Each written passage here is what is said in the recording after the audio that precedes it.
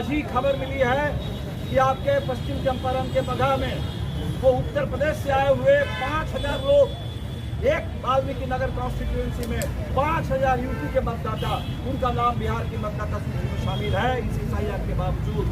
तो आप समझ सकते हैं कि जो बहाना बनाया गया था कि एसआईआर से मतदाता सूची को दुरुस्त किया जाएगा, इसमें एक भी फर्जी वोटर का नाम नहीं रहेगा, ये सरासर झूठ है। और अभी तो इसको सुप्रीम कोर्ट पता नहीं क्या फैसला करेगा। देखा राहुल गांधी ने प्रेस कॉन्फ्रेंस करके बताया कि किस तरह से कर्नाटक के राजधानी बेंगलुरु में, जहां कांग्रेस की ही सरकार थी, कांग्रेस की सरकार होते हुए भी वहां चुनाव आयोग ने इस तरह का इंतजाम किया कि अकेले एक महादेवपुरा विधानसभा में 1 लाख से ज्यादा फर्जी वोटर का नाम जोड़ दिया गया और उस 1 लाख फर्जी वोटर के नाम जोड़ने का परिणाम ये निकला कि 32,000 वोट से कांग्रेस को चुनाव हार गई। ये पटना में 7 शहीद की मूर्ति जो विधानसभा के आगे है और 1942 के आंदोलन में सचिवालय पर झंडा फहराने के दौरान ये शहीद हुए थे। ये विधानसभा में 7 शहीद के आगे ये भाकपा माले का एसआईआर के विरोध में यहाँ प्रदर्शन। एसआईआर की आड़ में वोट के अधिकार में वंचित करने की साजिश नहीं चलेगी, चुनाव चोर गद्दी छोड़, इस तरह हमारे देश की सरकार घुटने टेक रही है और अमेरिका के दादागिरी के सामने सरकार नतमस्तक है। आज उसी आज़ादी से हमें जो संविधान मिला था और उस संविधान में जो सबसे बुनियादी अधिकार हिंदुस्तान के हर एक नागरिक को, भारत की जनता को जो अधिकार मिला था वो एक वोट डालने का अधिकार, गरीब से गरीब आदमी और अमीर से अमीर आदमी, लेकिन एक मामले में सबकी बराबरी थी कि सबके पास सिर्फ एक वोट का अधिकार था।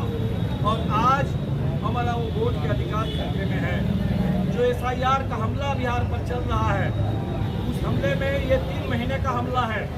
3 महीने में अभी 1 महीना बीता है, जुलाई का महीना, और जुलाई के महीने में 1 महीने के हमले में पूरे बिहार के 66 लाख मतदाता, उनका नाम मतदाता सूची से बाहर कर दिया गया। और सुप्रीम कोर्ट ने जब चुनाव आयोग से कहा कि इन पूरे 66 लाख लोगों की आप सूची दीजिए और किस कारण से किनको आपने बाहर किया, वो कारण बताइए, तो चुनाव आयोग ने सिरे से इनकार कर दिया। और अभी कल परसों सुप्रीम कोर्ट में सुनवाई होनी है इस मामले की। तो आप देख रहे हैं कि हम लोग 1 महीने का, 3 महीने के अभियान में 1 महीने में 66 लाख लोग, ये कौन लोग हैं जिनका नाम चला गया?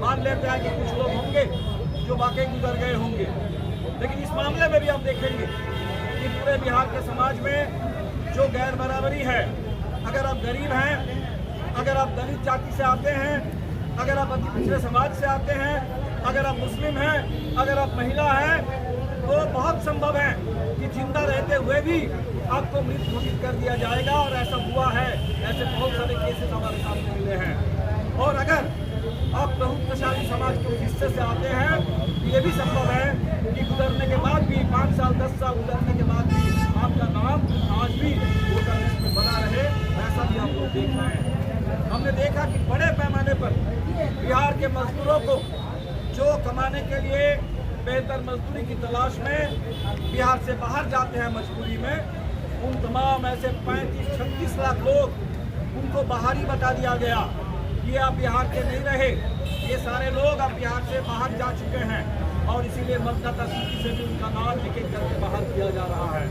तो वैसे ही लोग और 7 लाख ऐसे लोग हैं जिनके बारे में कहा गया ये मतदाता इनके 2-3 जगह पर नाम है, लेकिन उसमें भी कुछ लोगों को छोड़ दिया गया। जैसे बिहार के उप मुख्यमंत्री विजय सिन्हा, जिनके बारे में कल ही हमें पता चला 2 जगह उनका नाम है और आज भी नाम है। आज ही खबर मिली है कि आपके पश्चिम चंपारण के बगहा में वो उत्तर प्रदेश से आए हुए 5000 लोग, एक वाल्मीकि नगर कॉन्स्टिट्यूएंसी में 5000 यूपी के मतदाता, उनका नाम बिहार की मतदाता सूची में शामिल है इस एसआईआर के बावजूद। तो आप समझ सकते हैं कि जो बहाना बनाया गया था कि एसआईआर से मतदाता सूची को दुरुस्त किया जाएगा, इसमें एक भी फर्जी वोटर का नाम नहीं रहेगा, ये सरासर झूठ है। और अभी तो इसको सुप्रीम कोर्ट पता नहीं क्या फैसला करेगा। लेकिन आगे चल के और भी बड़े पैमाने पर लोगों के नाम काटे जाएंगे जिनसे दस्तावेज मांगा जा रहा है। और वो दस्तावेज गरीबों के पास नहीं है। और जो लोग दस्तावेज नहीं जमा कर पाएंगे, पीआरओ को छूट दे दी गई, पीआरओ अपने स्तर पर फैसला करे उनके बारे में। तो आप समझ सकते हैं कि 65 लाख 66 लाख लोगों का नाम ऑलरेडी मतदाता सूची से बाहर कर दिया गया। आने वाले महीने में, अगस्त महीने के अंत में शायद पता चले कि और 40-50 लाख लोगों का नाम बाहर हो जाएगा। और फिर जो फार्मशिप के नाम पर जो नए मतदाताओं को जोड़ने की बात चल रही है, जिसमें अभी हमने देखा राहुल गांधी ने प्रेस कॉन्फ्रेंस करके बताया कि किस तरह से कर्नाटक के राजधानी बेंगलुरु में, जहां कांग्रेस की ही सरकार थी, कांग्रेस की सरकार होते हुए भी वहां चुनाव आयोग ने इस तरह का इंतजाम किया कि अकेले एक महादेवपुरा विधानसभा में 1 लाख से ज्यादा फर्जी वोटर का नाम जोड़ दिया गया। और उस 1 लाख फर्जी वोटर के नाम जोड़ने का परिणाम ये निकला कि 32,000 वोट से कांग्रेस वो चुनाव हार गई।